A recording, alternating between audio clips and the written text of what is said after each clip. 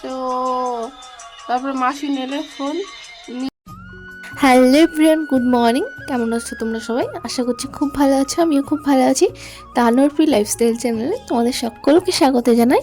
আমি অর্পিতা নিয়ে চলে এসেছি আরও একটি নতুন ভিডিও। তো আজকের ভিডিওটা লাস্ট পর্যন্ত দেখো, আশা করি তোমাদের খুব ভালো লাগবে।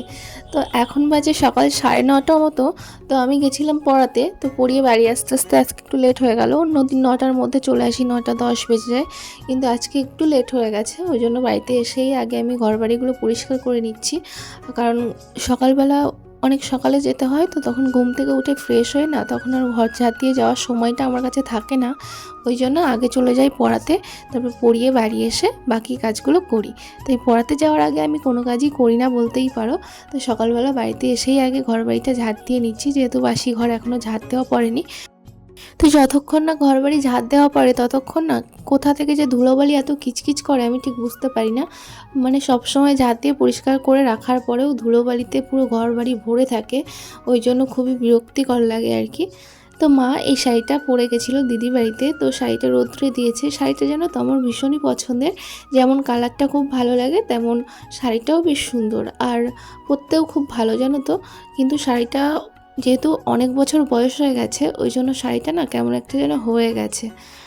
তো আমি শাড়িটা রোদ্দুর থেকে তুলে নিয়ে সোজা চলে এসেছি রান্নাঘরে। এখানে মা ডিম সিদ্ধ বসিয়েছে, তো সেটাই আমাকে দেখতে বললো, কারণ মা ওদিকে সবজি কাটতে বসবে তার জন্য। তো মা এখানে সবজি কাটছে। তো এখানে আলু, পেঁয়াজ, রসুন, ডিমের তরকারিতে যা যা লাগবে সব মশলা সমস্ত কিছু এখান থেকেই রেডি করে নিচ্ছে। তো মা আমার সাথেই বসে গল্প করছিল, আমি ওদিকে ডিম সিদ্ধটা দেখছিলাম আর মায়ের সঙ্গে বসে বসে গল্প করছিলাম। কারণ মা তো সারাদিন একাই বাড়িতে থাকে, আর আমিও থাকি বাড়িতে, ওই জন্য মা আর আমি বেশিরভাগ সময়টা কথা বলি। তো ওই জন্য মা সবজি কাটছিল আর আমার সঙ্গে কথা বলছিল। তারপর দেখে হট করে বাবা এগুলো নিয়ে চলে এলো। বাবা কোথা থেকে নিয়ে এসছে আমি জানি না, কিন্তু নিয়ে চলে এসছে। এগুলো কে কে চেনো বা কে কে খেতে বোঝো? অনেকেই খায় না, এগুলো দেখলেই ভয় পায়, কিন্তু এগুলো জানো তো আমরা ভীষণই ভালো খাই। আমাদের এখানকার অধিকাংশ মানুষই খায়, প্রত্যেকে খায় সেটা বলবো না, কিন্তু আমার তো ভীষণই ভালো লাগে।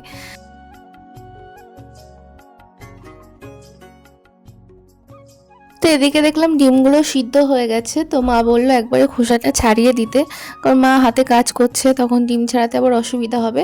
ওই জন্য ডিমগুলো আমিই ছাড়িয়ে দিচ্ছি, তাহলে মার রান্না করতে একটু সুবিধা হবে, তাড়াতাড়ি হয়ে যাবে। যেহেতু ডিমটা সিদ্ধ হয়ে গেলে আর তেমন কোনো কাজ নেই, মশলাটা রেডি করাই আছে। তো দেখতে দেখতে আমার ডিমের খোসাগুলো সব ছাড়ানো হয়ে গেছে, এখন এগুলোকে নিয়ে যাব মায়ের কাছে। কি মায়ের রান্না কত দূর হলো। Hello friend, good evening. তো এখন হয়ে গেছে সন্ধ্যা। আমি দুপুরের পর আর কোনো ভিডিও করতে পারিনি, ওই জন্য সন্ধ্যাবেলা একদম সোজা চলে এসেছি রান্নাঘরে। কিছু পেঁয়াজ কুচিয়ে নিয়েছি আর লঙ্কা কুচিয়ে নিয়েছি। তো এর মধ্যে একটু কারি পাতা হলে তো পুরো জমে যেত, কিন্তু কিছু করার নেই, এখন কারি পাতা নেই আমার কাছে। কাছে গাছ আছে কিন্তু এখন যাওয়াটা সম্ভব হচ্ছে না, ওই জন্য শুধু পেঁয়াজ আর লঙ্কা দিয়েই কাজটা চালিয়ে নেব। তো এগুলো আমি তেলের মধ্যে দিয়ে ভালো করে ফ্রাই করে নিচ্ছি, কারণ এর মধ্যে দেব হচ্ছে মুড়ি। তো মুড়ি দিয়ে আর পেঁয়াজ, কাঁচা লঙ্কা কুচি আর কারি পাতা দিয়ে, এই তিনটে জিনিস দিয়ে ভাজলে এত সুন্দর লাগে কি বলবো। আমার তো অসাধারণ লাগে, এখন কার কেমন লাগবে সেটা আমি জানি না, কিন্তু আমার কিন্তু ভীষণই ভালো লাগে। আর আমার বাড়ির সবাই এটা খেতে খুব পছন্দ করে। চায়ের সঙ্গে একটু মুড়ি দিয়ে, লঙ্কা দিয়ে আর কাঁচা পেঁয়াজ দিয়ে আর কারি পাতা দিয়ে ভাজলে খুব সুন্দর লাগে। এর মধ্যে কিন্তু আর বেশি কিছু অ্যাড করব না, সামান্য একটু নুন অ্যাড করব, এর সঙ্গে আর কোনো কিছুই লাগবে না।